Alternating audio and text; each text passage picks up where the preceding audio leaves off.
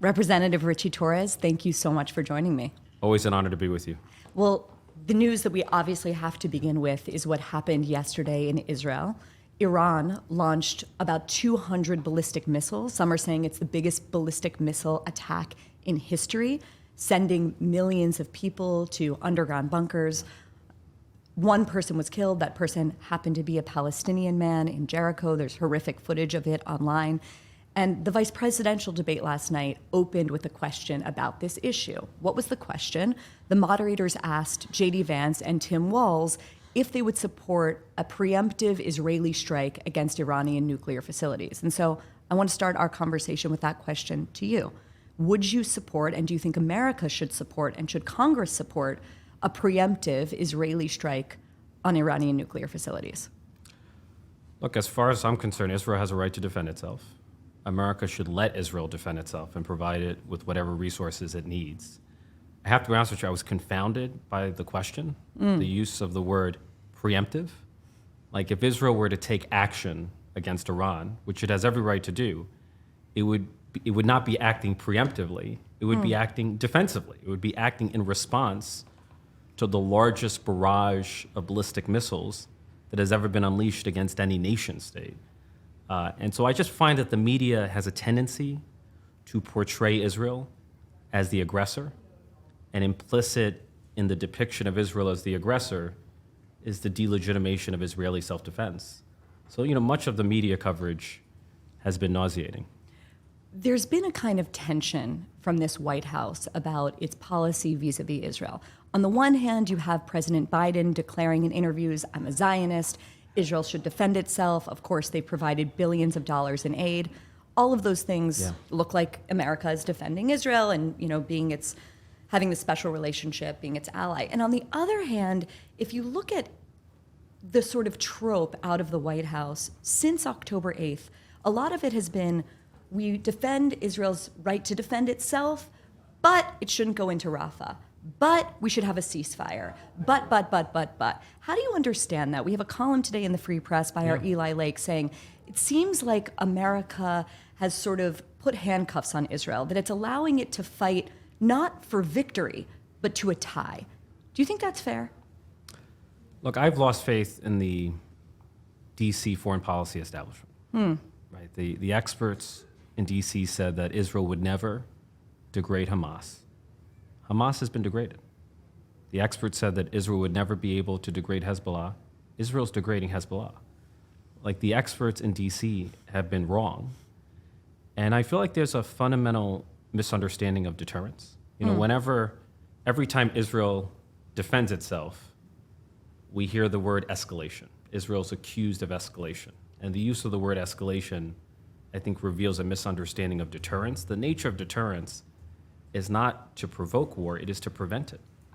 Right? When you project strength, you're deterring war. When you project weakness, you're inviting more violence and more war. And I think Israel has successfully reestablished deterrence. And so I trust Israel's instincts on this. The only thing that was standing between millions of Israelis, Jews, Christians, Muslims, and of course also all kinds of other people, is Iron Dome. Yeah. The same thing that protected Israel from the Iranian swarm of rockets and missiles back in April. This seems to me to be almost a miraculous invention, and yet there are people in Congress, both on the left and the right, I'm thinking of Ilhan Omar, Rashida Tlaib on the left, Thomas Massie on the right, that want to defund that project. What do you say to those kinds of people? How do they justify that? Look, I mean, if we were to disarm, every rocket that's fired at Israel is an attempt at mass murder. And if we were to disarm Israel in the face of aggression from Hezbollah and Hamas and the Houthis and the Islamic Republic of Iran, you're simply creating conditions that would lead to the mass murder of Jews in Israel. And that, to me, is completely unacceptable. I tell people, imagine if the United States were to live in close proximity to the most powerful terrorist organization in the world, Hezbollah. And imagine if the terrorist organization were firing up to 10,000 rockets over the course of a year at American homes and communities, causing the displacement of 100,000 Americans and murdering children, American children, does anyone think that the United States would wait a year before responding? Like, Israel has shown remarkable restraint in the face of Hezbollah and Iran's aggression, a level of restraint that the United States would never show. And so we have to stop expecting Israel to accept what no other nation state would accept, to accept what every other nation state would deem unacceptable. We have to stop holding Israel to a dangerous and deadly double standard. There's a level of moral confusion around this topic that confounds me, right? If we go back to September 11th, 2001, and we just imagine a scenario in which on September 12th of that year, New Yorkers, people around the country were marching through city capitals, declaring their love for Al-Qaeda and Osama bin Laden. That would have been absolutely, that would shock the conscious. It would have been, there would have been a national outrage the likes of which we cannot imagine. And yet yesterday, a few days ago, just outside this office, there were a group of people carrying signs, among them one saying, New Yorkers love Hezbollah. New Yorkers love Hezbollah. How do you understand this? And obviously I'm choosing one of hundreds and hundreds of examples just in this city that you represent, but of course I could choose cities across the world. There are people marching a few days ago in Dearborn singing Khaybar Khaybar al Yahud, which is a call for genocide against the Jews. What do you make of this response? How do you understand it? Because a lot of the people that are shouting these things self-identify as political progressives, and I just don't understand when it became a progressive position to support terrorists. Well, it's a perversion of progressivism, and it's a shock to our conscience. The post-October 7th volcanic eruptions of anti-Semitism on college campuses and on social media platforms, I see it as a civilizational challenge. If we as a society, if we cannot condemn with moral clarity the cold-blooded murder of children and civilians, or if we have Americans cheering and celebrating the deadliest state for Jews since the Holocaust, it means we are in real danger of rotting from within as a society. And so what is transpiring in our country not only affects Israel, it not only affects the Jewish community, it affects all of us. Like, there's a need for a reckoning with the deepening rot of anti-Semitism on college campuses, on social media platforms, and even in the halls of the United States Congress. Say more about that last part. The halls of the United States Congress. No, look, I think there are extremes on the far right and the far left that want to sever the U.S.-Israel relationship to the benefit of our foreign adversaries. And I think what we've seen is not only an outbreak of anti-Semitism, but also an outbreak of anti-Americanism. I see the world as a power struggle between the free world, led by the United States, with allies like Israel, and the axis of anti-Americanism, led by the likes of China, Russia, North Korea, and Iran.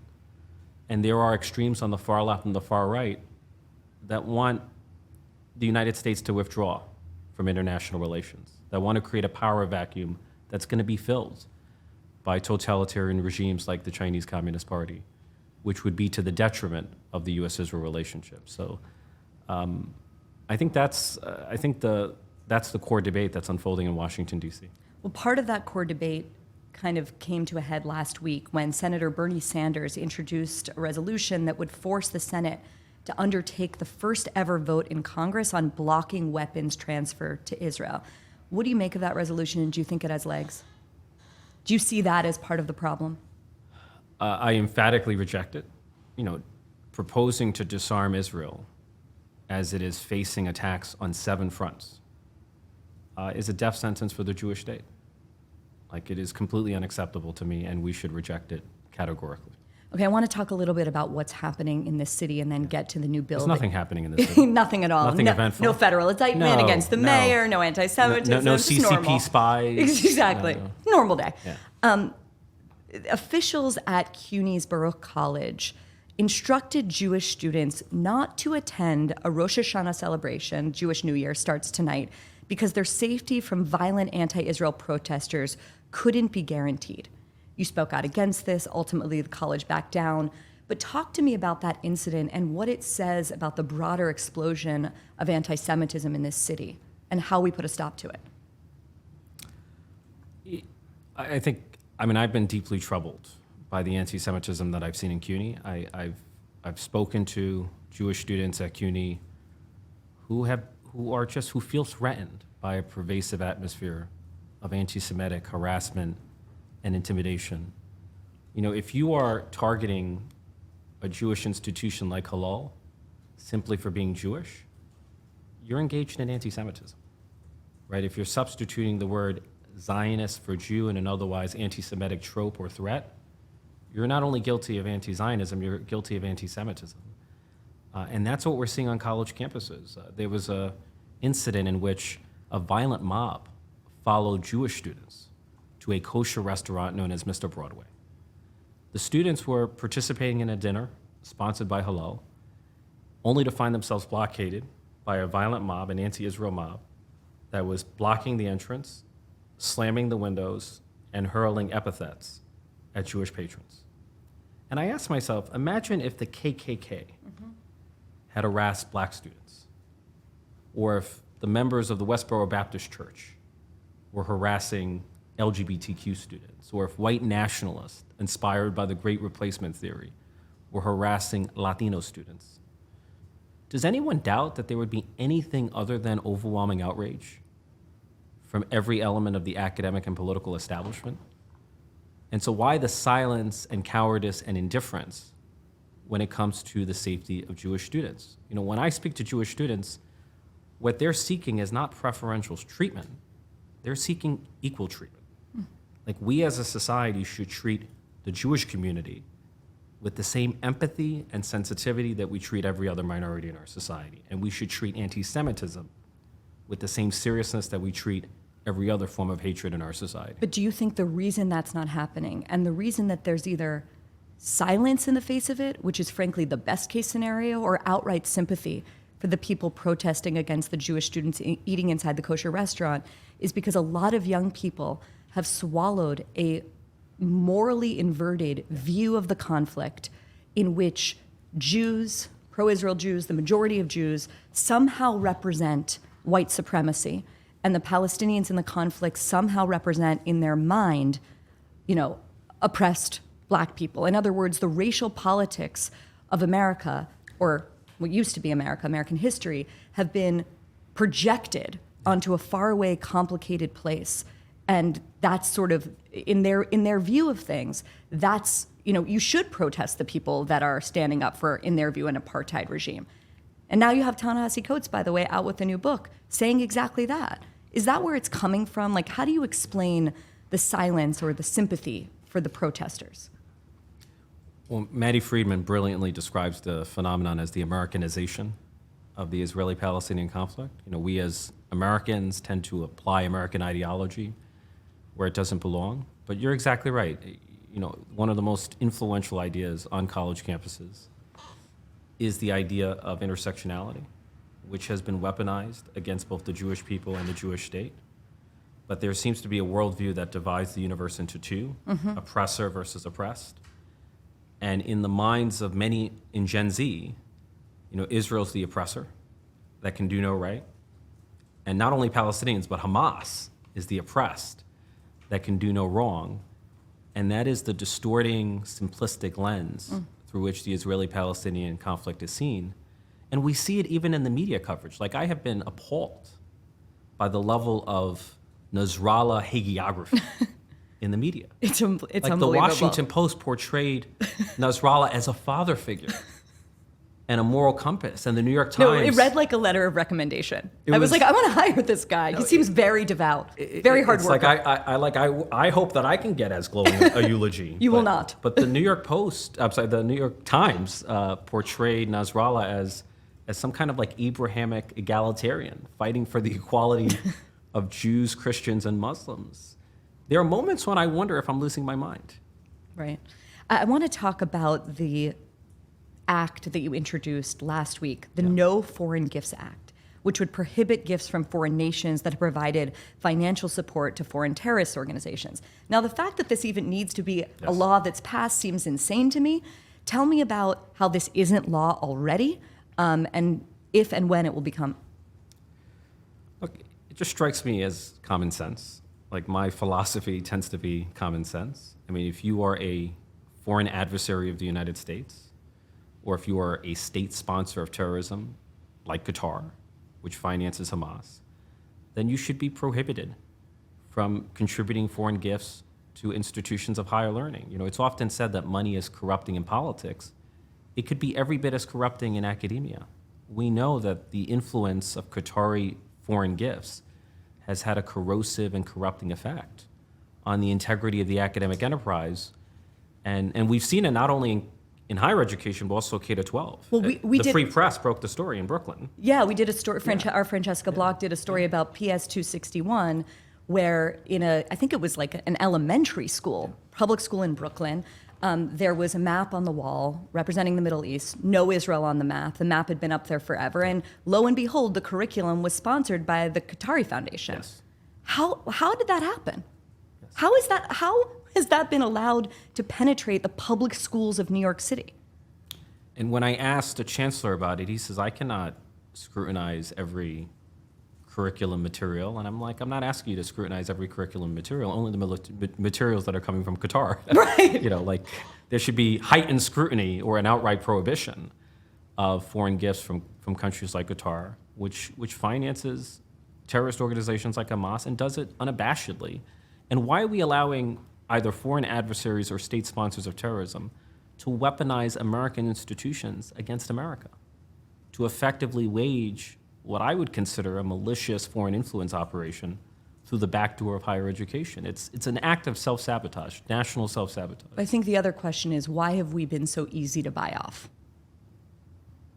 That's like a fundamental, I think, question of political will that we need to be asking ourselves. Okay, I cannot end this without asking you about the political news in New York, which is the federal indictment of Mayor Eric Adams.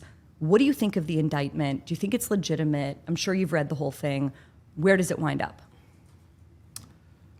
Look, my view is I'm profoundly troubled by the allegations against the mayor.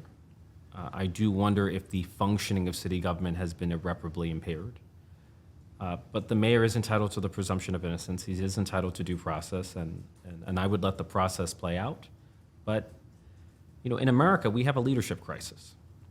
And nowhere is the leadership crisis more pronounced than here in New York.